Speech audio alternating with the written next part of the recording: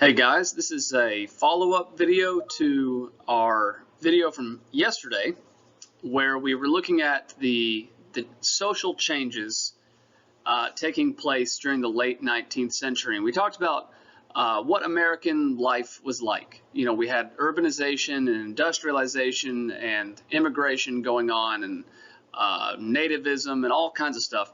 But I think it needs to be said that not everyone's experience was the same. And in fact, for a lot of people in the United States during this time period, life was anything but easy or normal. So today what I thought we'd do is a video on the social changes happening for African Americans. And I think this is pretty timely considering, you know, what's going on in 2020.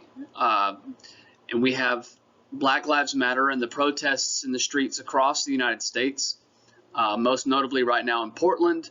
They've had weeks and weeks of protests in response to the shootings of, well, it really started with George Floyd, but we've had a couple other ones since then.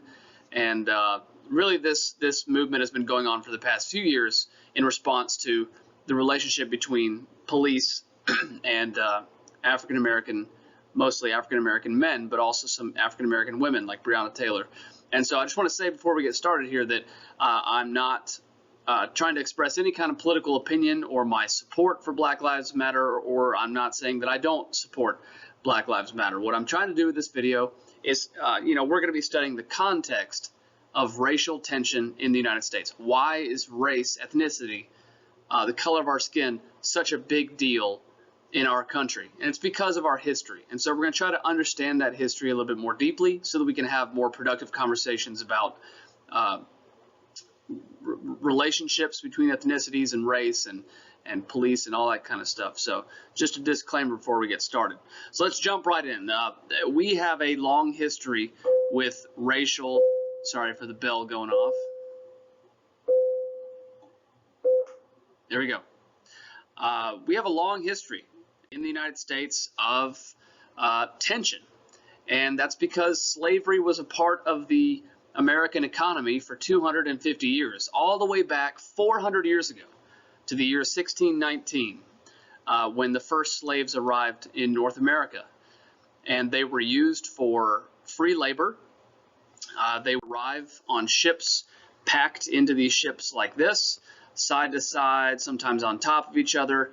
A lot of them wouldn't even make it from Africa over to the New World because of disease or starvation, or some of them would commit suicide on the way over because they knew that they were on their way to a life of slavery. Some of them knew that. And this map kind of shows you that most of the slaves actually went to South America, to colonies of Portugal and Spain, in Brazil and the Caribbean. But a lot of them are also traveling from Africa to North America, to the British colonies.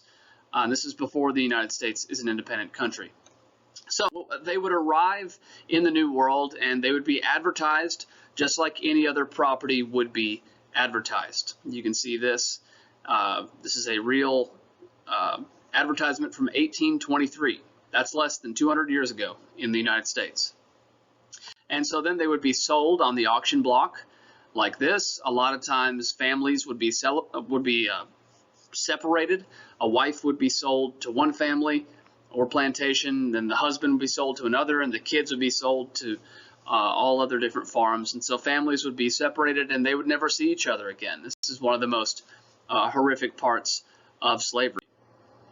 But the slaves would then spend the rest of their life as a slave. It was very difficult to work your way out of slavery. There were opportunities with some slave masters to basically earn your way out, but that was very difficult and would take you decades, and you'd have to sacrifice a whole lot to get to that point. So most slaves were slaves till they died, and any kids that they have would also be slaves.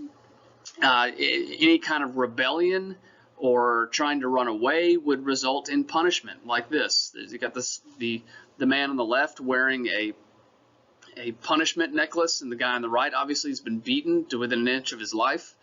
These are the horrific images that we need to look at as students of U.S. history. and be confronted with that this is our past. And how do we deal with that? It's a question we have to ask ourselves. Now we know that the Civil War, fast forwarding all the way to 1861, the Civil War was fought, like we've talked about, mostly over the issue of slavery. But we should also say that this painting includes no black people. I mean, there are only white soldiers fighting here. But the truth is that a lot of black men and women did serve in the Civil War and fought mostly for the Union, but you did have some in the Confederate Army. So we should also mention that. After the war is over, during the war, Abraham Lincoln issues his famous Emancipation Proclamation, which was a famous proclamation that he issued in January of 1863 that freed all the slaves, right? Except that's not true. Didn't actually free any slaves in effect for a few reasons. There are a few things we need to know about this document. First, it only applied to the states and territories that were in rebellion. So it only freed slaves in Confederate states. But you got to remember, they don't consider themselves under the leadership of Abraham Lincoln, so they wouldn't listen to his proclamation. The real truth about this document is that it was more of a military move. Abraham Lincoln was realizing that this war was bloody and was going to last a long time, and he needed to change the focus of the war. He needed to motivate the Union. He needed to motivate the country to keep fighting for something. And so he changed the focus of the war with this document from unity to slavery, basically saying every piece of ground we take from now on, those slaves are going to be free. And that was motivating to a lot of soldiers. It also helped prevent foreign countries from coming in to help the Confederacy, because now he's made the war about slavery, and most countries in the world at this point have abolished slavery, so they're not going to come help the Confederacy in this war. All that being said, though, it was a big step toward abolition that's going to happen after the war, but it did not actually free any slaves, we should say. Oh, skipped too much forward there, but we enter the period called Reconstruction, when we're putting the country back together again. And one of the main questions we have to ask ourselves is, how do we bring these 4 million freed African Americans into the country? So the government